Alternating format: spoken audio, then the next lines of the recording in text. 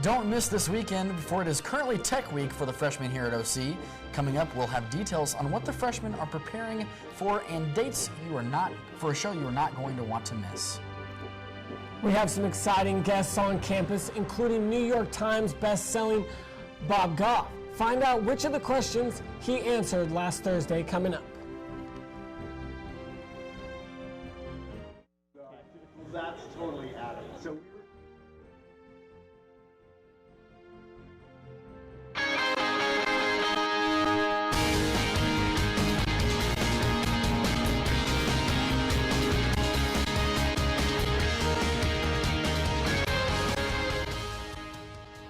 Good evening and welcome to Eagle Angle. I'm John Stafford. And I am Braden Fair. Eagle Angle is a student-produced newscast live from the campus of Oklahoma Christian University. It's that time of year again. Freshmen at Oklahoma Christian are preparing their variety show that takes place this weekend, Freshman Fanfare. There will be singing, funny skits, and entertainment for all. Sierra Cleverton now takes us behind the scenes with the Freshman Fanfare Band. 1, 2, 3, 4. Every year, the freshmen here at Oklahoma Christian University put on a variety show for all to enjoy. Most audience members focus on the feature and group acts, but I chose to take a closer look at the Freshman Fanfare Band and why they are important to the show. I think we're real important because we provide like the backbone of the rest of Fanfare so that everyone knows where they're supposed to be, like what they're doing. Like we kind of set the pace for everything that's supposed to happen as we go along. definitely a good day for life. Well, the band is important to keep the beat of the song so the rest of the people doing the dancing know like the tempo, how fast to go, so they can all stay together. The whole point of Freshman Fanfare is to involve the freshmen. So the more opportunity you can create for the freshmen, the better. And everybody knows what the song sounds like, but it's different to have it like custom tailored to what you were doing. I had to spend a lot of time like working on getting the chords right and like figuring all of that out. The amount of fanfare practice we've done is probably 16 hours, maybe more, probably 20. We kind of bring life to the music. When you're playing with tracks and stuff like that, there's no sense of adaptability. It's kind of like cut and dry. This is the song, you've heard it a million times. But when you're playing it live, everyone is connected and we're all playing this together. The band is there, and though we may be taking the back seat, we're really trying to give it our all so we can all have a great show. So it's more of not so much a group of people as it is a bunch of friends coming together and playing. This is Sierra Cleverton reporting for Eagle Angle. Friends is the theme for Freshman Fanfare, and we hope to see you all there. It is going to be a great time. The show dates are Friday, September 25th at 7 p.m. and Saturday, September 26th at 2 p.m.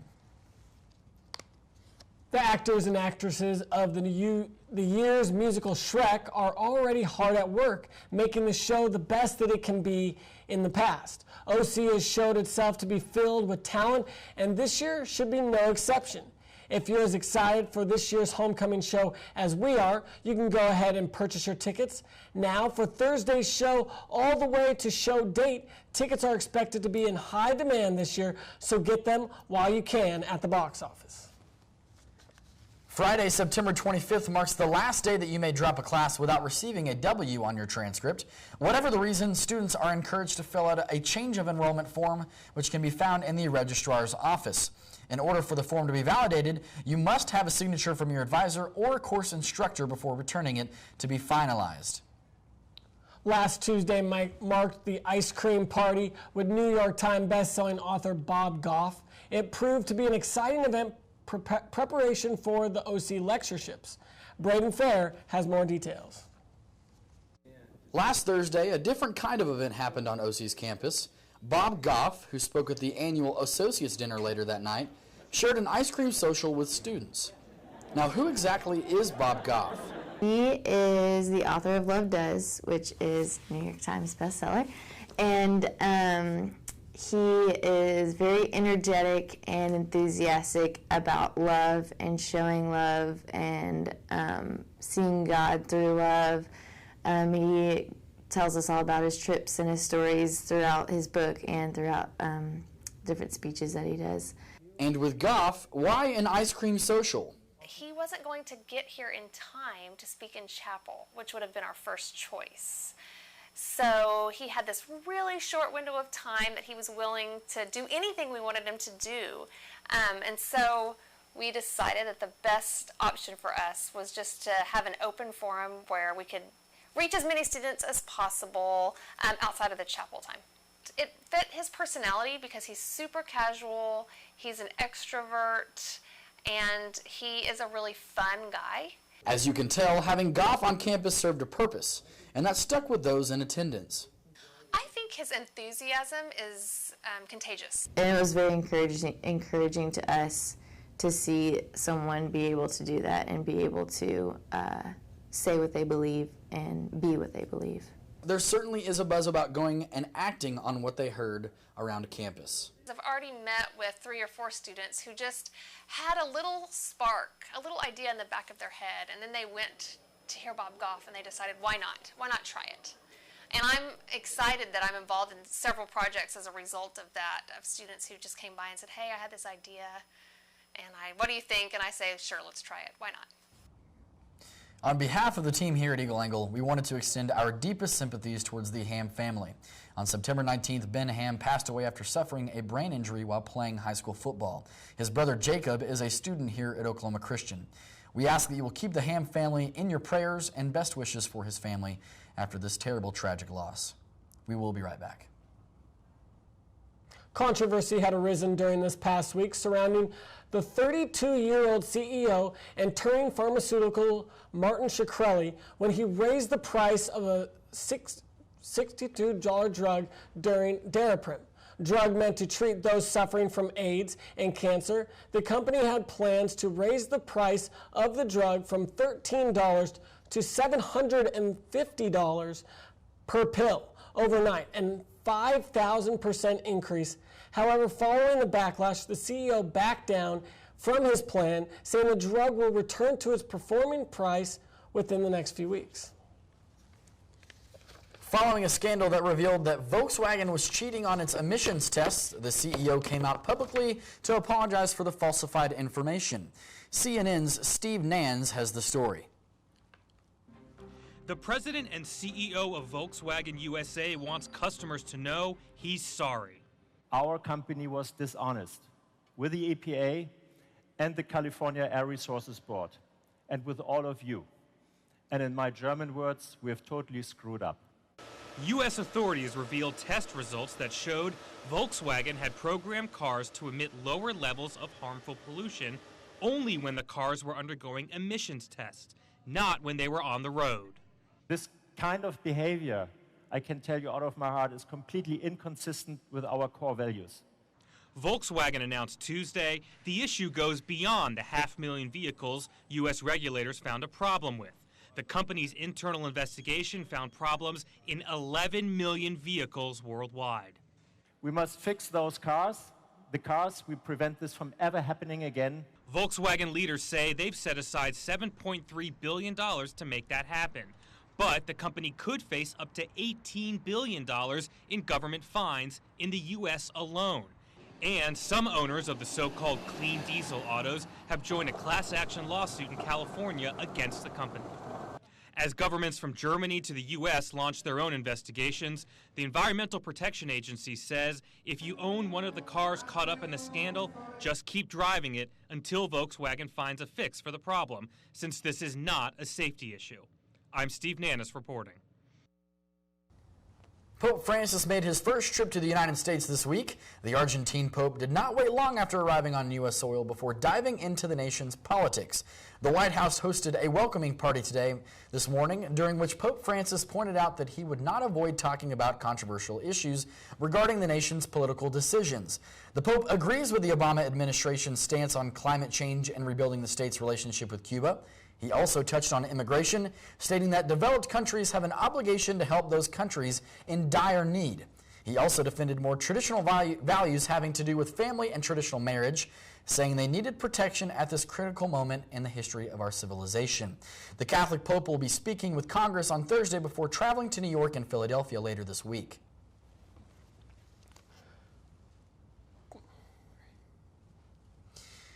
We're going to take a short break, and when we come back, we'll have Mitch Allen join us for a short weather update. Mitch Allen now joins us in the studio. Mitch, what can we expect in the weather forecast this week? Well, it's the first day of fall, but it hasn't come down in temperatures too much. A little more than last week, but we're still seeing 80s. If you look outside, you'll see that it's 88 degrees and partly cloudy. The wind has dropped, which has made it a little warmer, but we're still seeing a lot of hot weather. Throughout the state of Oklahoma, you see it's still around the 80s. 75 is the lowest it got in Elk City, but you see 87 in Oklahoma City, 86 up in Tulsa. As we get into tonight, it's going to drop down only to 74 degrees, which will be a little bit cooler, still fairly warm, with winds of 8 miles an hour. So we see a drop in winds. It's not very windy. As we get into this weekend, though, we will see a lot of warm weather. It's going to be mostly 80 degrees. So if you can, try and get outside. It's going to be very nice and very sunny.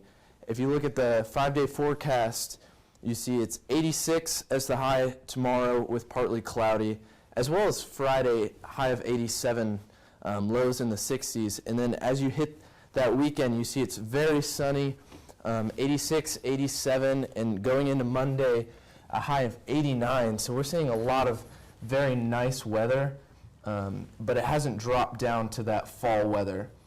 But it'll be very enjoyable, so if you can, get outside this weekend and enjoy that nice weather. We're getting there. We're just on the cusp of perfect football weather, right, John? Yeah, exactly. I'm ready for it. We're almost right there. Well, thank you, Mitch. Right after this break, Kamani Williams will be here to tell us all about what's been happening in the world of entertainment. We'll be right back. From new Emmy Award winners to the loss of one of the world's top-selling novelists, I've got it all. This is Kimani Williams, and this is your Eagles Entertainment. It was a great night for HBO. After 5 seasons, HBO's epic Game of Thrones won its first Best Drama Award Sunday night at the 67th Primetime Emmy Awards in Los Angeles.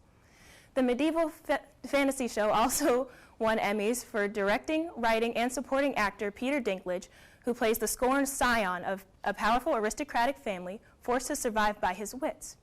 Thrones won a total of 12 Emmys Sunday night, the most ever by a series in a single year.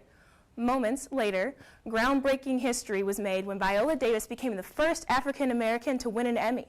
She was named Outstanding Actress in a Drama for her role in ABC's How to Get Away with Murder. Rival networks did claim a victory when Jon Hamm finally won his first Emmy after 8 tries. His role as the womanizer Don Draper of Mad Men, the show finally finished in spring on AMC. Best-selling author Jackie Collins dies at age 77, September 19, 2015. She was first diagnosed with stage 4 breast cancer 6 years ago and decided to keep her illness private. With titles such as The Stud, Hollywood Wives, Rockstar Collins wrote stories of glamorous lives of Hollywood that made her one of the world's top-selling novelists. Services will be held privately, and fans and friends paid their respects on social media. The Muppets debuted their series premiere Tuesday evening, as well as Fox's new show, Scream Queens. But it doesn't stop there. Tonight's the new season of Modern Family, Blackish, premiere on ABC. At the same time, Empire and the hit series Rosewood, starring Morris Chestnut, airs on Fox. So which one will you watch? One Direction has a major announcement directed to their fans. A new, possibly final album has been in the works and already has a very intriguing title. Made in the AM is to be released on November 13th. Ryan Reynolds told CQ magazine that he was devastated to learn that his lifelong friend tried to sell photos of his newborn daughter. He has since terminated the friendship with his friend and describes it like death. The 38-year-old told the magazine that he had never experienced betrayal like that. And that's all I have for entertainment for this week. Stay with us right after the break. Lauren Wall will join us with sports. Good evening and welcome back to Eagle Angle. I'm Lauren Wall and this is your sports report. The OC men's soccer team has had 2 consecutive shutouts. The Eagles are now 4-2 after defeating Northeastern State 1-0 on Saturday, and the Oklahoma Baptist 4-0 Monday night. The men will host Texas A&M International Friday afternoon at 4, and then travel to Sterling to play Saturday at 3. The women's soccer team will also play at home Friday night, where they will host Texas Wesleyan at 7. The Lady Eagles are currently 1-3-1. The Lady Eagles cross-country team took 14th this past weekend in the Missouri Southern Stampede. 6 runners posted career best times in the 5,000-meter race, and Lane Hammer led the team for the second straight time this season, finishing 6th in the race. The OC men's cross-country team finished 8th in the Missouri Southern Stampede last weekend. The team had 2 runners finish in the top 20 in the 8,000-meter race, running under 26 minutes. The OC cross-country teams will both be running in the Oklahoma State Jamboree this Saturday morning. College football is going into its 4th week this weekend. Oklahoma is now 3-0 after defeating Tulsa on Saturday and will have a bye this week. Oklahoma State is also 3-0 and will travel to play at Texas this weekend. Many Oklahomans and sports fans throughout the nation are well aware of the longtime rivalry between OU and OSU. And even though the Bedlam game isn't until the last week of November, a couple from Chickasha, Oklahoma decided to create their traditional cornfield maze to illustrate the popular rivalry. The maze opens this Saturday. Oklahoma City native Brandon Whedon will get the start this coming week for the Dallas Cowboys after Tony Romo was placed on the injured list with a broken collarbone after Sunday's game.